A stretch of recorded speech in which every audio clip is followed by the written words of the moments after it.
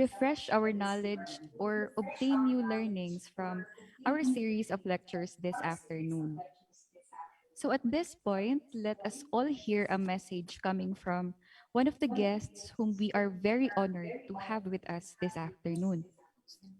He is the Undersecretary for Operations of the Department of the Interior and Local Government, is widely known as an activist, pro-poor advocate, and an environmentalist.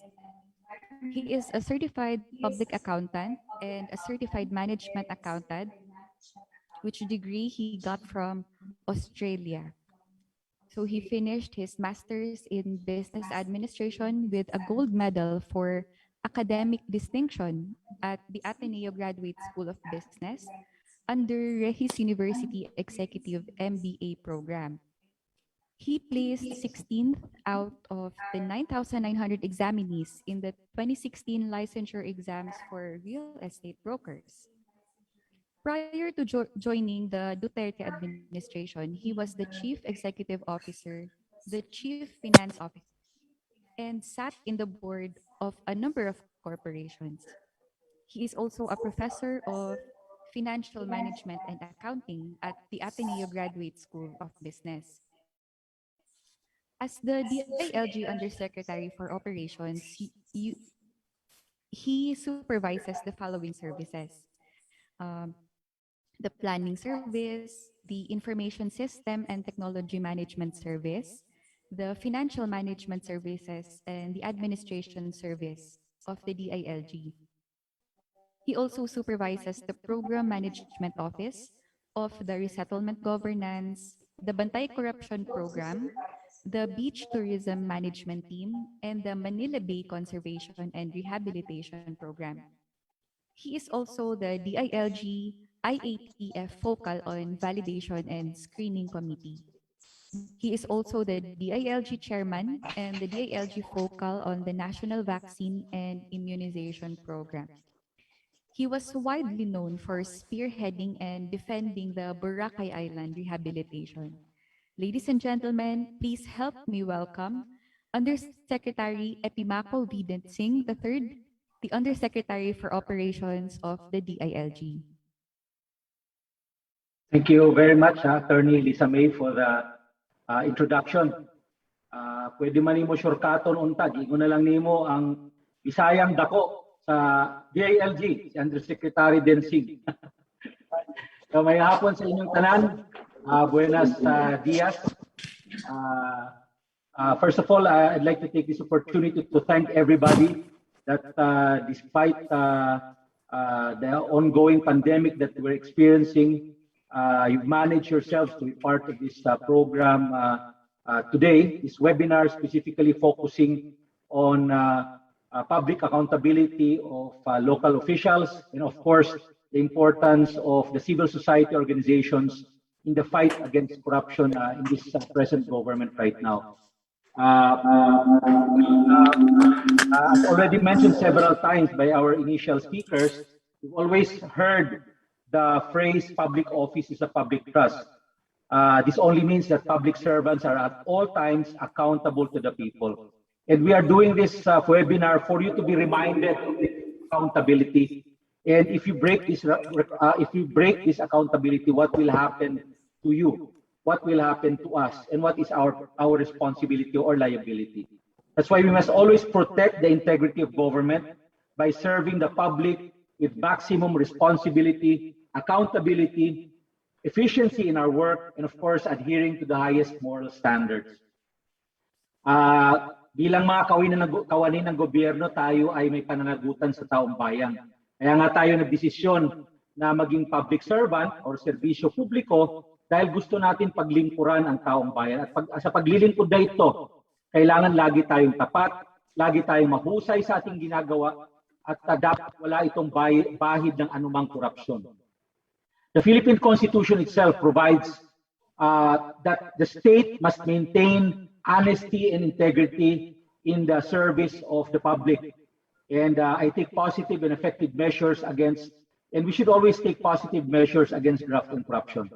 And I do recognize that we have been doing this for the past 2 months with other regions.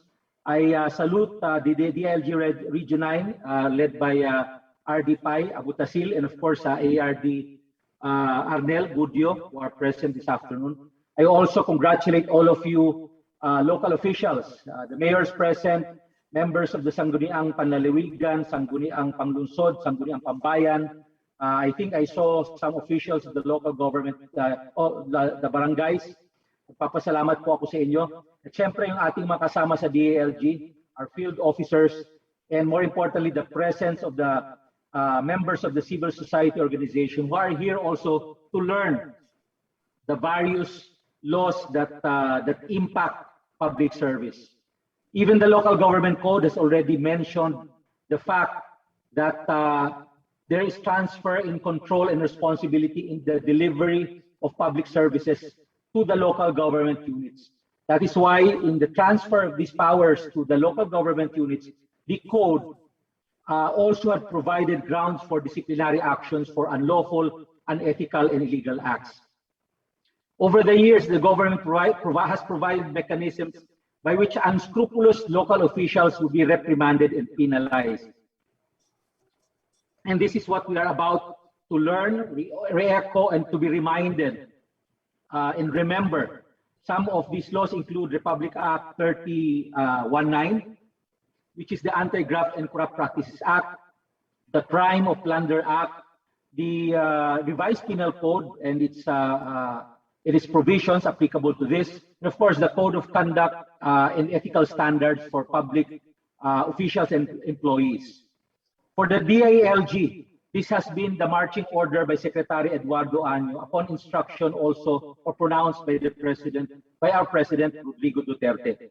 That's why in 2018, Secretary Año signed and created the Bantay Korapsyon program to envision as the department's anti-corruption strategy, specifically to fight corruption in the local government units, and in fighting it, using a strategy, the mobilization of citizens and communities as the potent force in the integrity-based, corruption-free local governments. In other words, what we're simply trying to say is that in the order of local governments, we must always involve, or the local citizens must always involve themselves in local governments through the creation and organization of civil society organizations.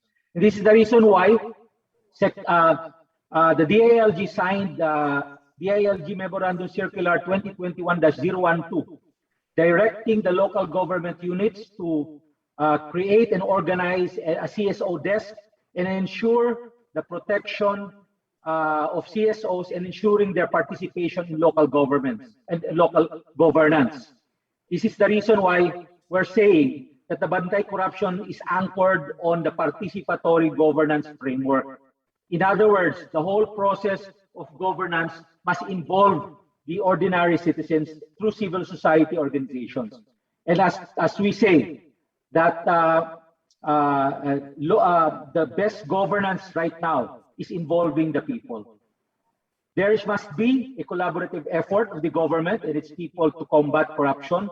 The civil society monitors the lifestyle of our public officials, looks at the various processes of local government units in order to detect and eradicate possible graft and corrupt practices.